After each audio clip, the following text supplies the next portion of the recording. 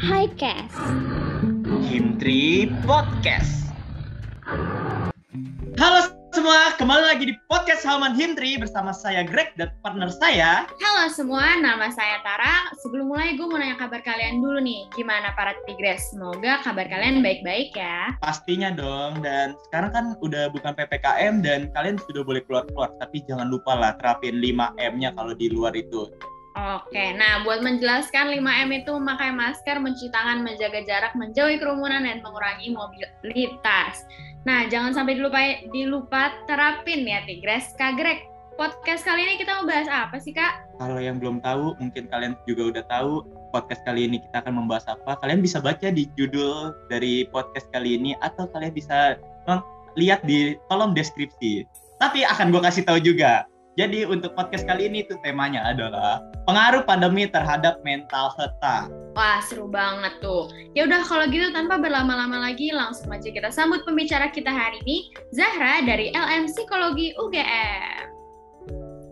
Halo Tara, halo Greg. Zahra. Halo Zahra. Sebelumnya apa kabar nih Zahra nih? Aku alhamdulillah baik, cuman tadi pagi sempat ada kelas ya sampai sebelum take ini. Jadi agak pusing sedikit, tapi begitu ngelihat Greg sama Tara aku langsung semangat lagi. Oh, Kak langsung semangat tuh Kak Greg. Oh, Greg sama Tara apa kabarnya nih? Wah, alhamdulillah baik juga. Habis kelas. Aku juga baik. Aku juga habis kelas pas ngeliat Zahra, kepala aku makin pusing. Jadi pusing. Oke tuh. Iya. Oke, mungkin kan kalau misalnya kita kan nggak tahu ya Zahra ini siapa, dan para penonton mungkin para Tigris ini nggak tahu Zahra itu siapa.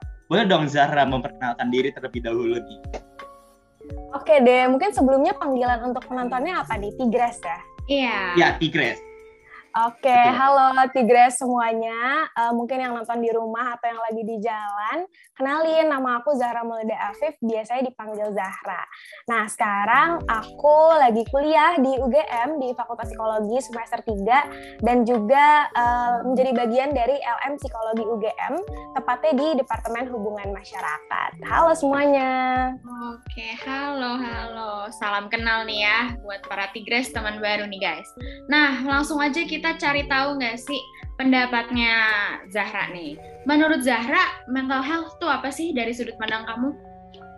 Oke, sebenarnya kalau dari aku sendiri ya, mental health itu merupakan suatu kondisi atau suatu state gitu, di mana seseorang itu bisa berfungsi dengan baik, terus dia juga bisa memaksimalkan potensinya, kemudian seseorang itu juga bisa menghadapi masalah dan stresor di kehidupan sehari-hari dengan baik gitu.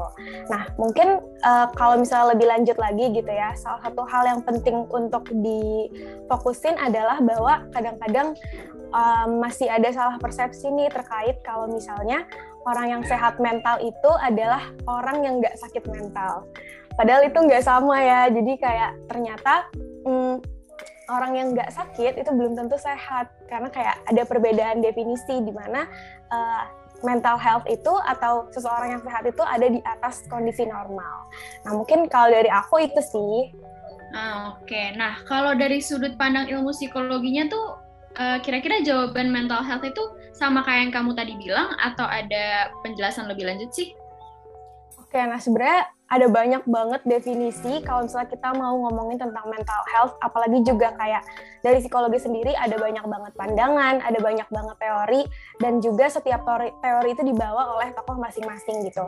Nah mungkin aku akan lebih nyorot ke definisi dari WHO sendiri gitu ya, dimana sehat mental itu ya itu sebuah kondisi dimana seseorang itu bisa berfungsi dengan baik, terus habis itu juga bisa memaksimalkan potensi yang dia punya, bisa menghadapi stres sehari-hari dengan baik, dan juga yang pasti adalah bisa memberikan kontribusi gitu terhadap masyarakat. Jadi dia bisa memberdayakan apa yang dia punya untuk orang lain.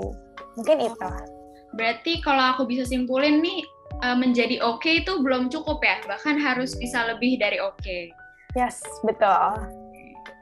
Tapi Zahra pernah dengar nggak sih berita dari CNN? Saya baru sekali baca berita untuk ini. Nah, berita itu disurvei oleh Into the Light and Chat.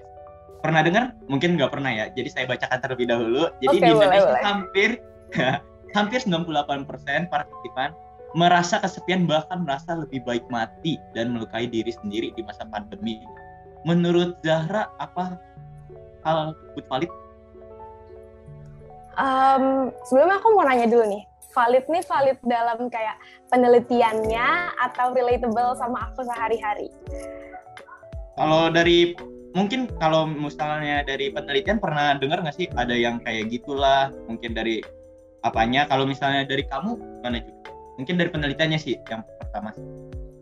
Oke, nah sebenarnya aku juga sempat nih ada tugas gitu kan ya, kayak membahas tentang kesehatan mental di masa pandemi. Dan menurut aku ini bisa dibilang valid gitu ya, walaupun aku mungkin belum melakukan penelitiannya atau baca banyak banget artikel atau gimana. Cuman memang dari beberapa sumber dikatakan bahwa emang karena pandemi ini ada banyak banget perubahan yang terjadi kan. Pasti Greg sama Kak Tara juga sadar lah kalau misalnya dengan adanya pandemi tuh ekonomi tuh menurun. Terus habis itu kita jadi berkurang banget kontak sosial sama orang lain. Karena kita harus social distancing, harus physical distancing. Jadinya kayak komunikasi juga menurun gitu. Terus apalagi misalnya kita yang kuliah atau adik-adik kita yang sekolah gitu, jadinya juga tinggal di rumah, pastinya tekanan tuh jadi lebih banyak gitu. Nah, mungkin dari situ juga bisa kita kaitin kalau misalnya dari sekian banyak tekanan di masa pandemi, menurut aku ya nggak kaget kalau misalnya ternyata penelitian menunjukkan kalau misalnya orang-orang tuh jadi kesepian, bahkan sampai mau menyakiti diri sendiri gitu. Kalau misalnya dari Zahranya sendiri, pernah nggak sih mengalami kayak gitu? Merasa stres lah selama pandemi seperti ini? Pasti pernah sih, dan aku yakin teman-teman Tigres di rumah juga pasti pernah merasakan gitu kan. Karena ini ya, kita pandemi udah 2 tahun ya berjalan, dan menurut aku dengan aku nggak ketemu teman-teman, terus aku juga kuliah dari rumah, semua hal juga dari gadget gitu kan. Mungkin kita tetap bisa berinteraksi sama orang lain, cuman menurutku ada banyak hal yang nggak bisa kita dapat ketika kita tuh online gitu, kayak misalnya kita ngobrol bareng tapi cuma lewat layar doang gitu kan. Terus juga teman-teman kita punya kesibukan lain yang kita tuh nggak tahu apa, karena kan kita nggak ketemu ya. Jadi pasti pernah banget sih aku ngerasa kayak sepi, terus juga mau reach out ke teman-teman yang lain, takut ganggu, takut mereka merasakan hal yang sama juga. Jadi aku kayak nggak mau jadi beban gitu loh buat mereka. Padahal mungkin kalau misalnya kita saling reach out, mungkin lebih bisa kayak sharing perasaan, aku juga lagi kesepian loh gitu sih paling.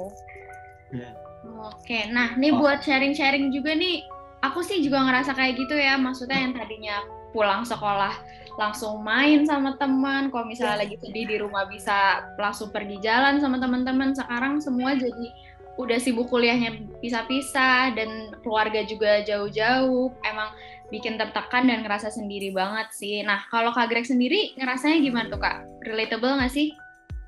Kalau aku kan pernah merasa offline dan online ya. Nah, offline sih jadi berasa sih ada kayak tugas lah. Kalau stres kita bisa ngerjain bareng, ya kan. Habis itu kalau misalnya sekarang kan kerjain tugas, pandemi nggak boleh keluar. Terus orang tua juga takut corona nggak boleh keluar. Jadi kan ada tekanan tersendiri kalau di rumah, stres ya kan. Gitu. Betul kan. Kalau misalnya Zahra di UGM ini ada onsite atau udah online terus sih? Sebenarnya kalau misalnya di UGM sendiri tuh kita baru mulai nyoba bauran, dan itu juga untuk kayak fakultas tertentu doang, misalnya yang emang butuh praktikum, mungkin lebih ke ranah MIPA kali ya. Nah, cuman emang di psikologi sendiri baru banget untuk beberapa mata kuliah yang butuh praktikum itu diadain bauran, jadi beberapa online, beberapa offline. Tapi emang sedihnya itu diprioritasin untuk yang daerah istimewa Yogyakarta dan Jawa Tengah. Jadi untuk aku yang nggak di sana kayak ya udah tetap online gitu, sedih. Sedih ya, jadi nggak bisa tadinya pengen pas onsite jadi nggak bisa ya karena yang dikhususkan kayak gitu. Kalau kamu pernah dengar nggak sih? Kan ada ya. Kalau aku pernah dengar dari teman aku tuh kayak ada orang yang selama pandemi ini stres ya kan. Terus abis itu karena ada masalah keluarga lah atau masalah percintaan lah, kayak putus dari pacar gitu, jadi cutting atau apa. Itu kalau misalnya dari segi psikologi itu karena apa sih? Mungkin karena otaknya lah, atau segi motoriknya, sensoriknya gitu. Kalau belajar aku di IPA ya dulu ya, sekarang udah nggak belajar, jadi nggak tahu. Mungkin dari Zahra boleh gimana? Oke, mungkin salah satu yang bisa aku gambarin adalah mungkin bukan lebih dari biologis ya. Aku kayak agak takut menjelaskan tentang otak, aku takut salah. Cuman sebenarnya tuh jadi gini, jadi tuh ada yang namanya risk factor sama protective factor gitu. Jadi kalau faktor protektif itu adalah faktor-faktor yang melindungi kita, yang menguatkan seorang individu. Misalnya faktor protektifnya A ini orangnya percaya diri. Terus habis itu A juga punya keluarga yang suportif gitu.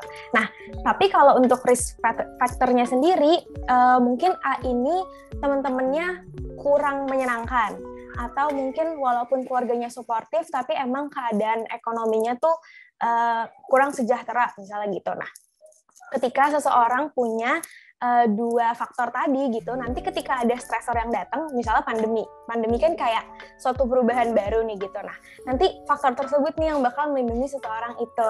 Nah, emang ada beberapa bawaan yang bikin seseorang itu lebih rentan untuk bisa stres. Jadi istilahnya ada aku lupa namanya, kalau nggak salah diatesis stress model, di mana jadi seseorang itu kalau misalnya dia punya bawaan yang lebih banyak untuk bisa merasakan stres, ketika dia dikasih stresor, itu dia beneran kena stres gitu, jadi depresi.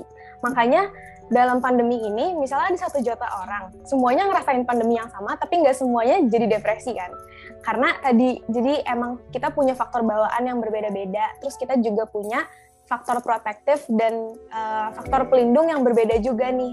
Nah, mungkin yang baik itu adalah ketika seseorang itu punya resiliensi yang tinggi. Resiliensi itu jadi kayak kapasitas di mana kita bisa memaksimalkan faktor protektif tadi. Jadi hal-hal positif yang bikin kita kuat, baik dari diri kita, dari kepribadian kita gitu misalnya, terus dari lingkungan eksternal yang baik juga gitu. Nah, jadi yang mungkin itu ya yang ngebedain orang-orang dalam pandemi ini, mungkin ada yang dapat masalah di pandemi ini jadi stres, jadi juga ada kecenderungan untuk bisa menyakiti diri sendiri gitu. Nah, tapi ada juga yang mungkin bisa lebih menghandle masalahnya dengan baik, dengan cara problem solving yang lebih baik gitu. Mungkin itu sih yang bisa aku gambarin. Jadi balik lagi ke individunya masing-masing ya, karena beda-beda tiap orang. Nah, tapi secara general, cara ngatasin kesepian dan takut untuk mikir untuk mau melukai diri sendiri, untuk mengakhiri hidup gitu tuh pasti kan semua orang merasakan, tapi cara ngatasinnya yang paling efektif tuh kira-kira gimana sih? Oke, nah sebenarnya ini agak tricky, karena aku juga sampai saat ini kalau misalnya ditanya gimana sih cara kita secara efektif menghadapi kesepian tadi supaya nggak kesepian, karena menurut aku ada banyak banget manusia, semuanya punya otak yang beda, semuanya sukanya juga beda-beda, jadi kayak sangat bervariasi gitu. Nah, cuman mungkin ada beberapa hal yang menurut aku sekiranya bisa membantu gitu ya. Yang pertama adalah kayak find things that fulfill you the most. Jadi ketika kita kesepian tuh kan kita merasa kosong, hampa, terus juga kayak nggak ada temen lah istilahnya, kayak aku nih sendirian banget gitu. Nah, mungkin ketika itulah kita bisa cari hal-hal apa sih yang membuat kita tuh terisi. Hal-hal yang membuat kita tuh merasa kayak istilahnya hidup gitu kan. Entah misalnya kayak kita cari sebenarnya apa sih hobi yang kita suka. Karena misalnya nih Kak Tara sukanya apa nih Kak hobinya? Nonton Netflix. Oke, nah mungkin dengan nonton bisa jadi pelarian Kak Tara untuk merasa lebih happy gitu kan dari kesepian tadi. Atau mungkin misalnya kalau aku sukanya ketemu teman-teman. Nah, teman-teman aku itu yang mengisi kekosongan aku gitu loh, supaya aku nggak merasa kesepian gitu istilahnya. Itu yang pertama. Terus yang kedua juga menurut aku bisa banget untuk cari reminder atau cari alasan kenapa sih kita tuh worth it. Karena aku dengar banyak cerita gitu kan, ketika seseorang pengen ngelakuin self-harm atau bahkan punya suicidal thoughts, kayak berpikir untuk mengakhiri hidup gitu kan. Nah, dari banyak kasus itu tuh ada cerita-cerita yang menarik di mana seseorang tuh nggak jadi mengakhiri hidupnya cuman gara-gara di chat sama mamanya jangan lupa makan, atau kayak ngelihat tulisan di banner yang positif, atau misalnya ngelihat sticky notes yang pernah dia tulis. Nah, menurut aku itu kayak hal yang menarik banget gitu, dimana ketika kita udah memutusin untuk kayak cukup deh, aku kayak udah capek banget, udah mau udahan aja gitu, tapi ada satu alasan yang bikin kita worth it untuk lanjut gitu, karena menurutku itu yang bisa bikin kita menarik diri kita balik gitu loh, kalau misalnya kita punya alasan. Mungkin itu salah satunya juga gitu. Sama yang terakhir itu adalah kayak be present atau hadir pada saat ini. Apa ya kata-katanya aku lupa, kayak intinya tuh kadang kita tuh overthinking ke masa depan terlalu banyak, kayak most of the time kita mikirinnya tuh yang belum kejadian gitu kan, atau mikirin masa lalu. Jadi kita lupa kayak yang justru bisa kita ubah tuh yang detik ini gitu kan. Nah, ketika kita bisa merasakan hal yang saat ini gitu, aku nggak bilang bahwa orang-orang tuh harus selalu happy, harus selalu bisa rasain semua yang bahagia-bahagia aja saat ini, tapi justru yang kayak bisa ngerasain marah, bisa ngerasain kesel, sedih juga, kecewa, senang, tapi secukupnya aja gitu. Jadi kita kan manusia pasti semuanya ngerasain emosi dan wajar banget untuk sedih, tapi emang kalau berlebihan baru mungkin bahaya. Nah, mungkin itu sih dari aku soal kesepian. Wah, insightful banget nih ya, bisa dicoba buat para tigres yang merasakan hal yang sama, daripada self-harm, daripada mikir yang aneh-aneh yang belum tentu kejadian, mending coba deh cara-cara dari Zahra. Oke deh, nah karena kita udah di penghujung acara, sebelumnya aku mewakilkan seluruh tim podcast mau ngucapin terima kasih buat Zahra karena udah mau berpartisipasi dalam podcast kali ini. Terima kasih Zahra udah datang ke podcast kita. Mungkin kita akan undang lagi, Zahra akan mengundang dari tim podcast dari kita ke UGM. Boleh banget kita bisa bekerja sama untuk ke depan. Wow, boleh banget. Oh iya, sebelumnya aku juga mau bilang makasih banyak buat Kak Tara, buat Kak Greg, dan juga untuk teman-teman semua gitu yang udah ngundang LM Psikologi untuk bisa ngobrol bareng-bareng, dan makasih juga untuk kesempatannya. Terus bener ya, semoga kita bisa ngobrol-ngobrol lagi di lain waktu. Betul sekali. Dan saya pengen ngingetin juga untuk para tigris, jangan lupa untuk subscribe dan nyalakan lonceng notifikasi dari YouTube dari Him3, dan jangan lupa juga follow dan like seluruh dari sosial media dari Him3. Mungkin kalau Zahra memiliki sosial media dari UGM-nya, dari UGM, boleh? Ada. Teman-teman boleh banget nih kalau misalnya mau tahu lebih lanjut tentang LM Psikologi UGM, follow di @lmcugm. Oke. Itu Instagram atau keseluruhan dari sosial media? Instagram dan sosial media lainnya, ada LinkedIn juga gitu. Oke, untuk terakhir kalinya saya ucapkan terima kasih untuk Zahra. Mungkin kita akan ngobrol di lain waktu. Dan mungkin kita udah di akhir. Kalau gitu gue Tara. Dan gue Greg. Kita berdua pamit undur diri. Bye-bye, Tigris.